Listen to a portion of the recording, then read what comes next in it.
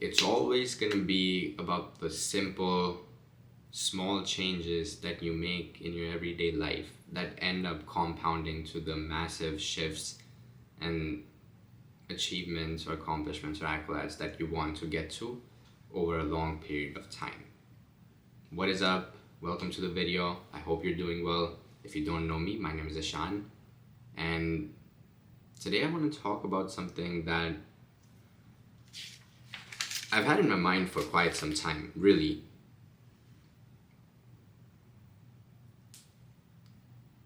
And it's this idea of how a lot of the spiritual learnings are so simple, not easy, but simple, and yet so profound, which is just so fascinating to me.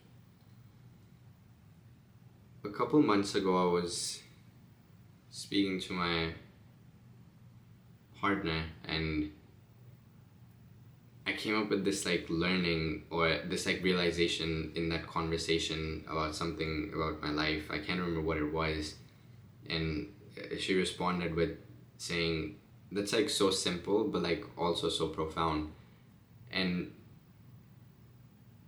I remember responding with saying something along the lines of, I think that's exactly the fundamental basis of all kinds of spiritual learnings. And that's exactly why I also think that they've stuck.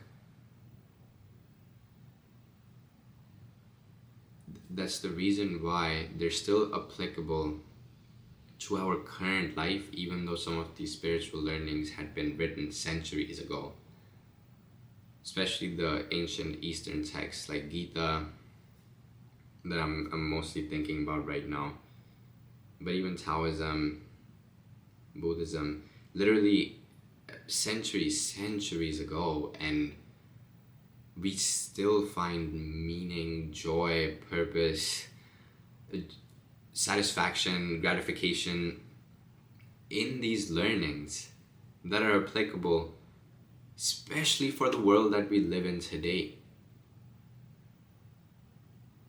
It's always going to be about the simplest of things that we grasp and apply in our lives.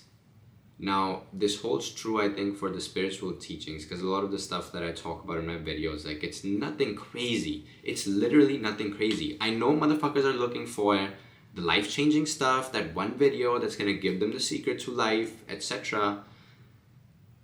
It doesn't fucking exist, but keep looking, bro. Keep looking. It doesn't exist. I'm telling you that now. And that's the fucking secret. It's about the simple things that you have to do each fucking day, or on a regular basis, on a consistent basis, to have good, meaningful change, long-lasting change in your life. So one part of this is the spiritual learnings that are simple, relatively applicable to a general human population, billions of humans. And then I think this same idea translates to habits and our everyday behaviors in life. I think it's the small changes that we make and then keep doing them over and over again in order to get to the massive shifts that we want, in order to make the progress that we want to make. One of the classic instances of this is going to the gym.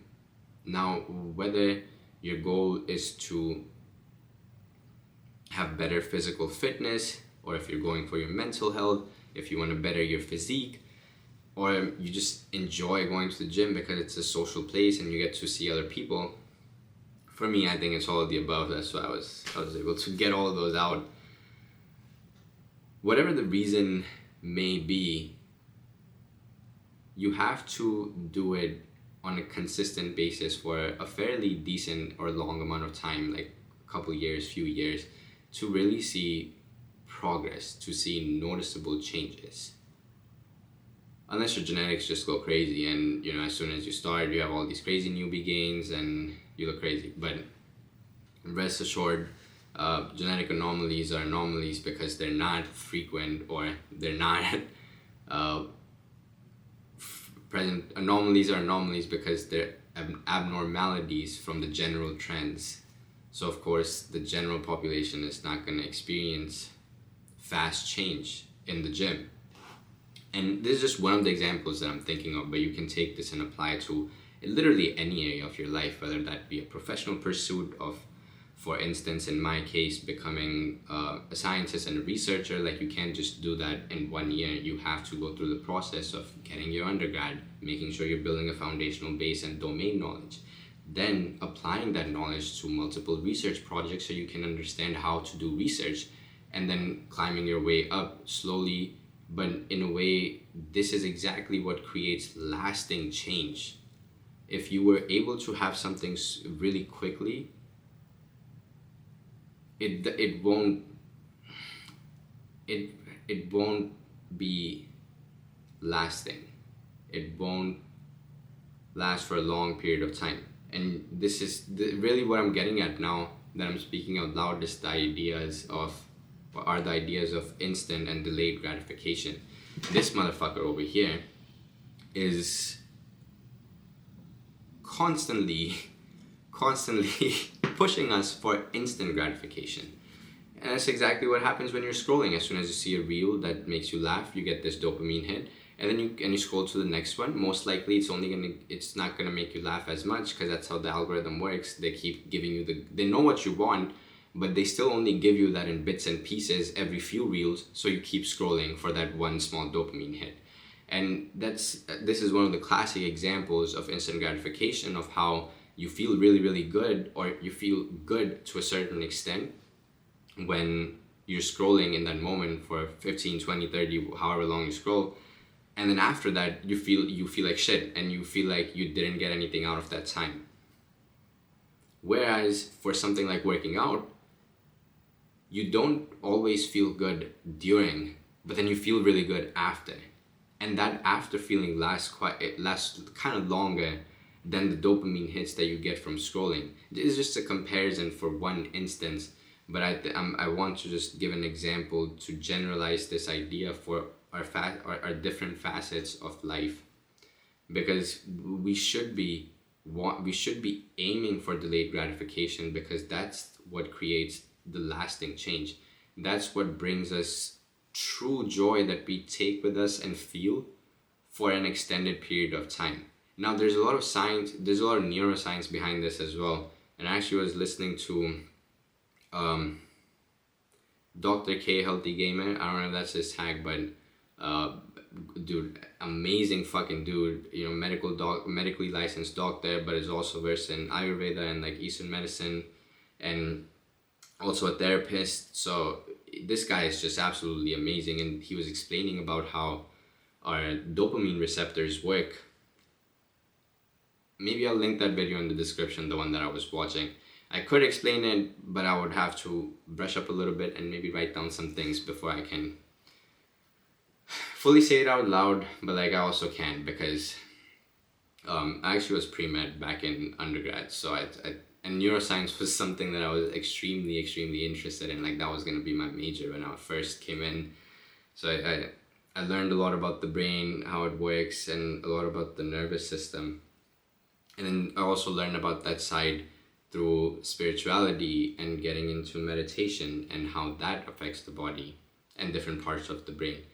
But this the instant versus delayed gratification thing has like scientific basis to it, and which is why I pray and hope, and I try my best to go for the delayed gratification. But of course, dude, this thing is too easy. And even though I've deleted social media like 4 months ago, I still find myself scrolling on things.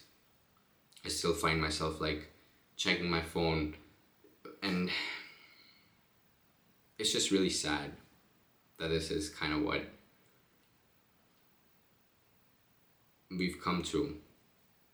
But this is exactly also the kind of example that I want to use to again convey that it's gonna be the small changes that add up, because I can't just not use my phone fully, because the issue, or part of the issue, is also that some of my work is related to my phone, and I need it for that.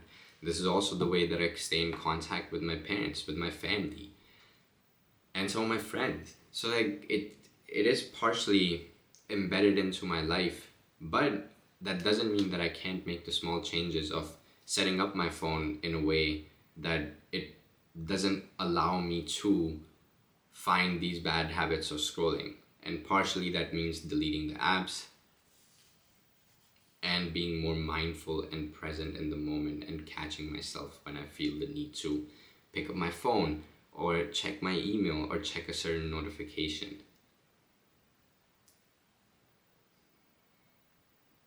But in this kind of instance, just getting, making the big change of just getting rid of the phone, it's not gonna do me any good because I still need that fucking technology to do some of my work. So I'm gonna have to figure that part out. Kind of went on a tangent on this one, but really just tying it all back to what I want to leave you with is that small changes compound over the course of time. And as we're about to start 2026, like literally first day of December today, I want you to think about what are going to be your New Year resolutions, what are the changes that you're going to make, but then break those goals down into small steps that you can take every day. And then just hyper focus on those small steps.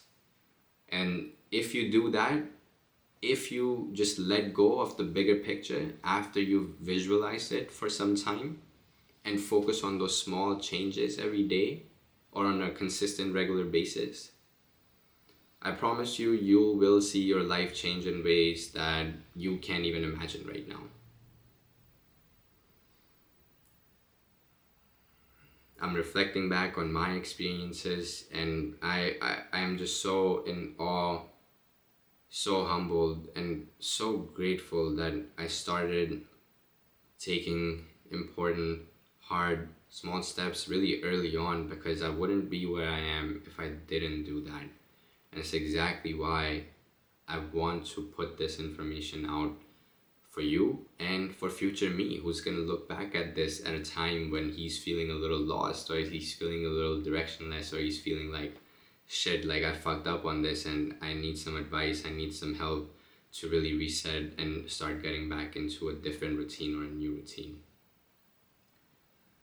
If you made it this far into the video, I appreciate you tuning in. Let me know in the comments what you thought. If you have a habit that you want to work on, or if there's small changes that have helped your life, perhaps that will help someone else too. And again, thanks for tuning in. I appreciate you, and I will see you in the next video. Love you and take care.